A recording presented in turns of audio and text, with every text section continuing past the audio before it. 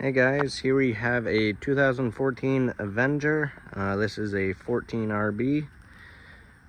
Up front you got your tongue jack right here, your 7-way for your lights and brakes, safety chains. You have a breakaway cable here, which is basically an emergency brake. If this ever came unhooked, that would pull out and lock up the brakes on the trailer so it isn't rolling away from you. You got propane tank here, and all you do is just turn the valve on and you got gas inside. 12-volt battery. On this side you have your water heater, and this is a gas only water heater, and the switch is inside for that, so you don't have to come out and light any pilots. Right here, this is where your power cord is. It just pulls out and then you plug it in, and then when you're done you shove it back in. This is a 30 amp unit. It's regular 120 volt power. It's just running off a 30 amp breaker. You got vents for your refrigerator there, and then this is your freshwater fill. So that is where you will fill your portable water tank, and it's gravity fed, so you just stick your hose in there and you'll have water on board. And the drain for that is right there, and you just unscrew that plug and it'll drain it, and then when you want to fill it you screw that back in. Over here, this is the exhaust for the furnace. Just make sure nothing's in the way of that. And don't touch it while you're using it, because that gets pretty hot. So you just want to be careful of that. Then down here you have your city water connection. So when you go to campgrounds or places that have water hookups, that's where you will hook up your water hose. And it's recommended to have a pressure regulator, that way it maintains the pressure inside the unit. And then down below you have your cable hookup. If campgrounds have cable hookups there. Then down here you have your sewer outlet, and on the left it has a gray handle, and that's going to be your gray tank, which is your sink and shower water. And then on the right is your black tank, which is your toilet holding tank. In the back you do have stabilizer jacks. So once you get all leveled and unhooked, you'll crank those down until they hit the ground, or if you have blocks under them, and then just give it 1/2 to 3/4 of a turn. Just put a little pressure on it, and that helps stabilize the unit. Then in the back you got a spare tire, and then your bumper right here. These end caps come off and you can store your sewer hose in there.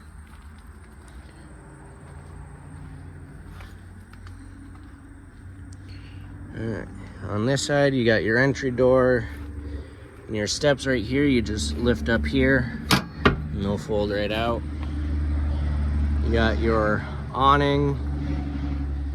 You do have a couple outlets here, and then you got your front storage compartment.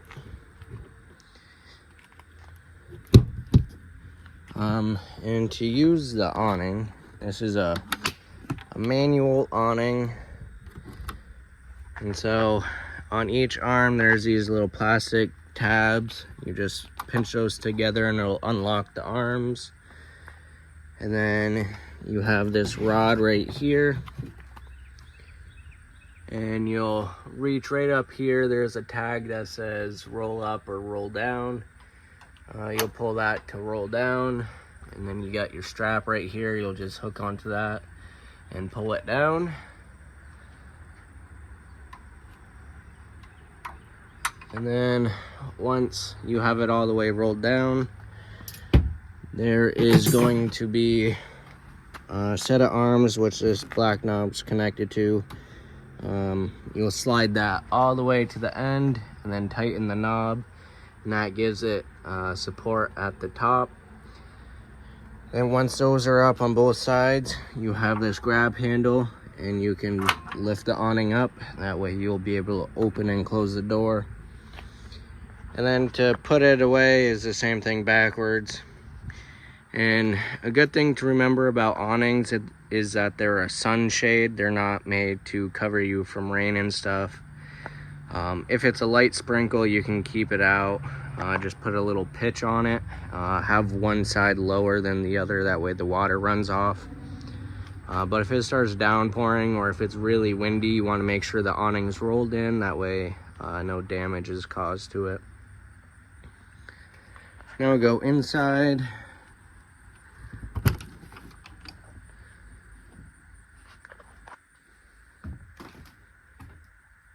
All right, so walking in, on the left you got some storage.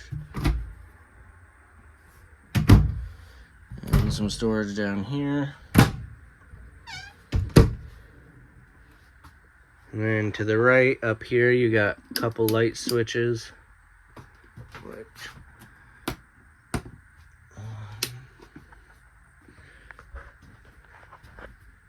Guess we're not plugged in, but so yeah, that's your light switch for the ceiling, and then you got a light over there. You got nice seating area, and then this table will fold down, and you'll rest it on these blocks right here, and then put the cushions over it, and that'll make into your bed. And then if you needed, this could be another little sleeping area for a smaller kid. You got storage behind this cushion, and there is storage everywhere around, which is nice for a small unit like this. Then you have your fridge right here. Pretty simple. You got your on-off button, and then this will control what mode you're running off of.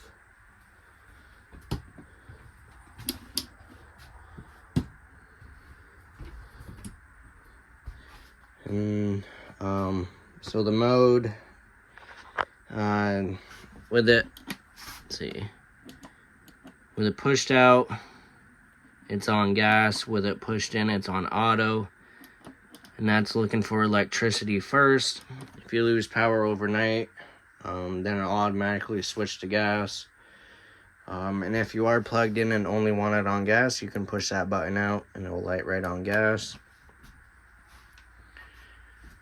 Then right here, the previous owner made this little cover for some more countertop space, but underneath is your 2-burner cooktop, and you do need a grill lighter to light that. Then you got your light and fan and microwave. You got your sink. You got 110 outlets here, and then you have a 12-volt outlet and a cable hookup there, and another outlet as well. And over here you have your thermostat, and this is for your furnace only. So this top lever up here, you push it to the left and that'll turn it on, and then you got your temperature control down here. And when you're not using it, you want to make sure it's clicked all the way to the right, that way it's off. And for the air conditioner, the controls are just up here. So you have your mode, what it's on. You can have fan, and then you got low cool and high cool, and then you got the temperature setting there. And last but not least is the bathroom. So you got your toilet with a foot pedal to flush there. You got your light switch right there. There is a vent, and it does have a fan in it. So this knob, you'll crank open the lid, and then your switch right there to turn the fan on and off. Then you have your shower tub area right here. You got your monitor panel, so you press these buttons and it'll tell you how full your tanks are and how charged your battery is. If you're using your freshwater tank, you have a water pump switch here to pump water from the tank to your faucets. And then right here, this is a switch for your water heater. And all you do is just turn that on.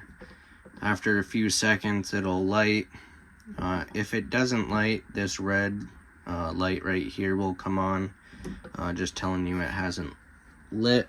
Or if it is running and you run out of gas and it goes out, that light will come on as well. And then previous owner put these little sticky hooks right here for your towels. And you do have a mirror on this side of the door. And that is everything to do with the 2014 Avenger. I hope you guys enjoy this unit, and thank you for shopping at Mickelson RV.